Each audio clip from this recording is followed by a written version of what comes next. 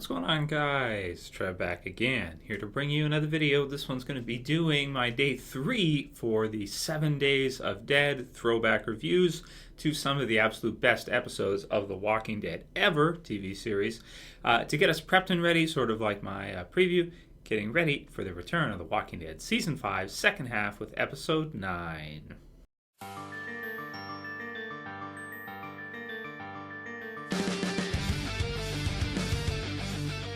Okay, so got a chance to go ahead and watch Beside the Dying Fire again and had some pretty cool observations compared to where the series is at now and the feel of the show now, since I haven't actually sat through this entire episode in a while. I've skimmed through it, for doing kind of, overall reviews for the series, which I did last year after Season 4 had ended. But this is the first time I've actually just, put it on, sat right through the entire thing, made notes, and paid very close attention to what was happening in the episode. So this one is definitely one I wanted to include in the 7 Days of Dead.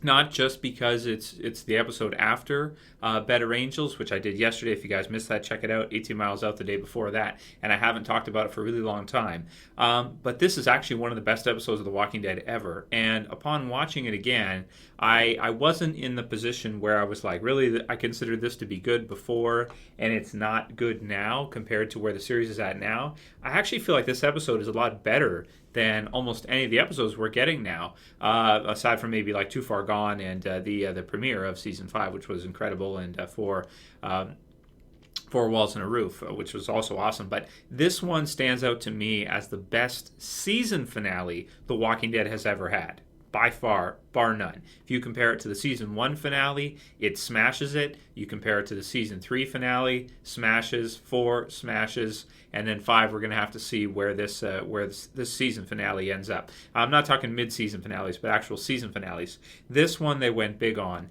If you guys haven't seen it for a while, I'll just go over some details for you so you can remember. Basically, we're taking off right after the events of the Rick versus Shane Better Angels showdown, so to speak, and with Carl, putting Shane down with the gunshots going off. And the intro of this one, right from the get-go, you can tell this episode is something special. You have kind of the beginning of the herd with a really cool montage at the intro at the beginning, which shows us how the herd that gets to the farm comes to be. And it's really well done so that it doesn't feel like the herd just showed up at the farm out of nowhere. Oh, there's a herd there now. No, they show us kind of the progression of how this herd, these zombies, came from at Atlanta. They see the helicopter. We get this progressive indication of how this huge swarm, or this huge wave of zombies headed in that direction, right up to the point where they're breaking through other people's farm fences and that kind of thing, right up to the point where we hear the gunshot, the gunshots that went off with Carl and Shane and Rick, and you see all the walkers turn and walk towards that direction.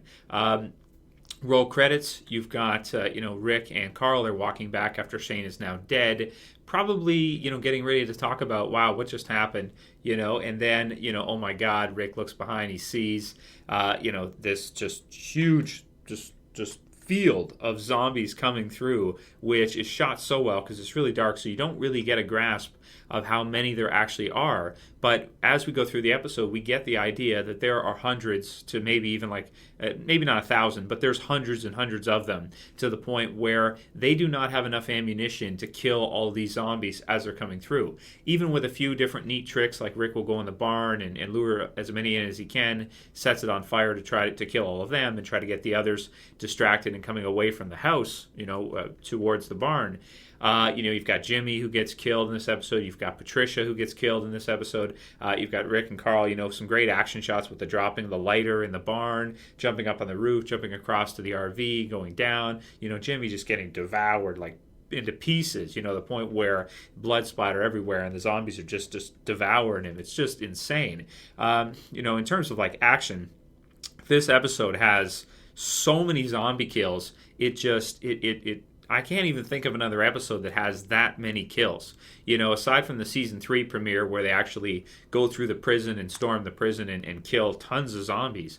This one here, there's just like like dozens the minutes and minutes and minutes of just shooting down. You've got Daryl, he's on the chopper, he's shooting, he's unloading his ammo. You've got Hershel, he's got an infinite ammo hack, he's just standing there just shooting a shotgun over and over again constantly. And yes, we do see him reload once at the end, so we can imagine that in between his cutscenes he's reloading. But they just say, okay, this is a farm. Let's see how many zombies are coming in. Hershel, I'll die here, and they just get ready to try to stand up to this huge herd and just knock them all down with ammunition.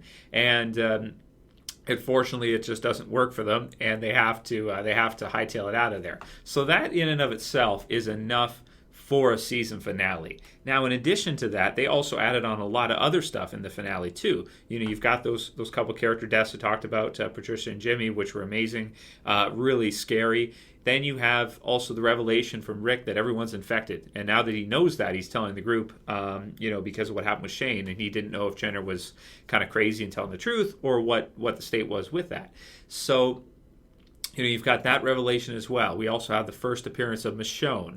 We also have the group getting split up, for the first time. In the middle of the episode, they're all over the place. They're in like splinters. You got like 2 or 3 people, in groups, and then they all meet back at the highway, which is amazing because it ties back to kind of where they began the season. It's like season 2. It starts at this spot, this checkpoint, and then you go through the whole season, and then at the end they end up in the same spot. And it's so well written, and you've got the Sophia on the on the windshield and everything. Man, just what a great, it ties back into that season. It ties back into that beginning, and kind of like it's like a new start again. You know what I mean? Like they're back to the same spot, and now where are they going to go from here? Man, really amazing. We have the first view of the prison. We've got Rick talking about them needing to find a place that they can fortify, they can create a life, and kind of him telling the others what he had to do with Shane. That big revelation, which was amazing. That he tells them that he killed his best friend for them. That's what extent he's willing to go. Tells Lori about it. She has a weird reaction. She gets angry at him when he tells her. Really weird type of reaction from her to get angry that he had to defend himself. It's just it's a really complex and interesting not dialogue, but reaction and interaction between Rick and Lori, where you don't quite know where Lori's at. Was she actually more interested in being with Shane? Was she just doing the right thing because she felt like Rick was actually her husband? You get all these interesting, and of course, we're supposed to hate Lori, so that makes sense as well too. We're not supposed to like her. They're setting us up for that with, of course, what happens in season 3 with her death. We're not supposed to really like her. We're supposed to dislike her, and in the comic book series, it's the same deal. But also too the idea of whose baby it is, and just the drama added on. Of course, the zombies everywhere, and Andrea getting separated, Michonne's appearance, and the prison. So you have all of these things coming together, making this a season finale that is the best you could ever ask for.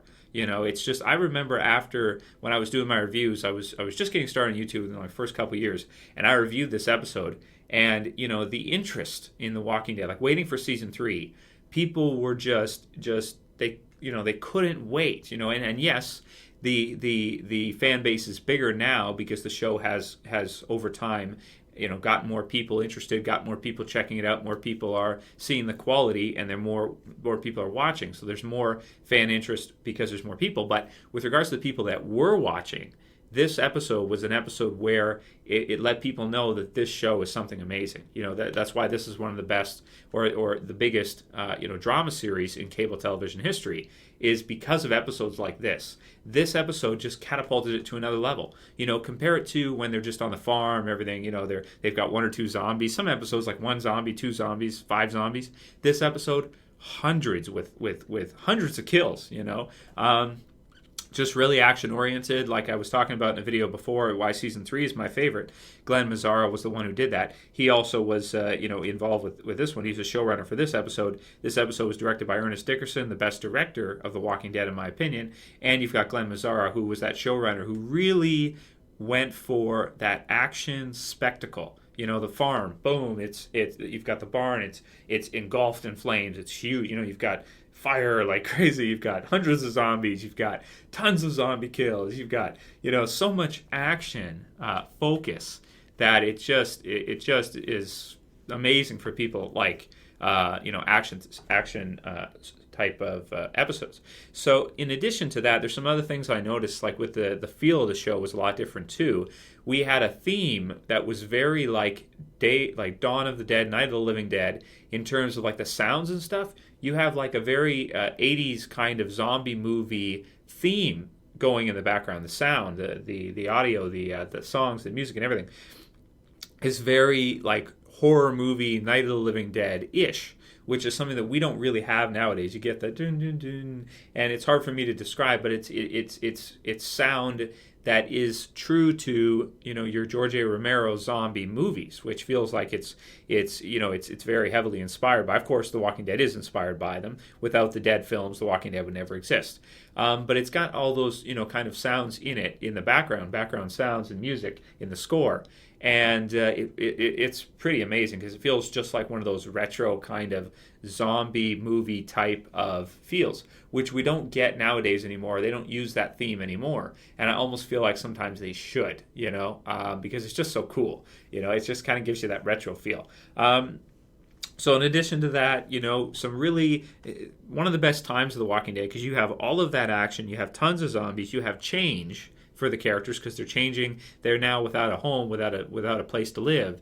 We see the start of the prison. Shane's dead. So many things have changed in the series, and yet the characters still need to survive. It's kind of like a big finale for the first 2 seasons, really. And the whole Shane thing, the farm, it's just a huge finale for all of it, and puts us in a new spot. It's kind of like the first section of the Walking Dead TV series has ended, and now they're going to be starting a new section. So I don't want to go on for too long, because I've got to watch Killer Within next. I'm going to be doing, of course, that probably, I think that one's tomorrow. I have to check my list, but pretty sure I'm going to do that tomorrow. So look forward to that if you guys are interested in seeing my throwback review for that, talking about some of the best parts of the Walking Dead series, why they're the best, why for me, they're really what created the show, what made the show what it is. This one is one of them. Incredible finale, man. Just one of the best ever. How could I give it anything but a perfect 10 out of 10? I mean, if you could go higher than perfect, then in this episode, this would be one that does it. It's definitely one of the best ever. Has to be on any top 10 best episodes of The Walking Dead list for sure. Some spot. And, wow, very impressed because I haven't seen it for a while. And, stands the test of time very, very well. Still the best finale we've ever had. Let me know what you guys think about all of that and about the episode, what you thought about it, maybe some things you liked, some things you didn't like, and how if you get a chance to watch it, if you guys are watching these with me day by day, if you get time, getting ready for the new season, let me know what you think about the feel of this versus the newer episodes, the newer stuff. It's such a different feel and such a different time in the series. It's like a different show.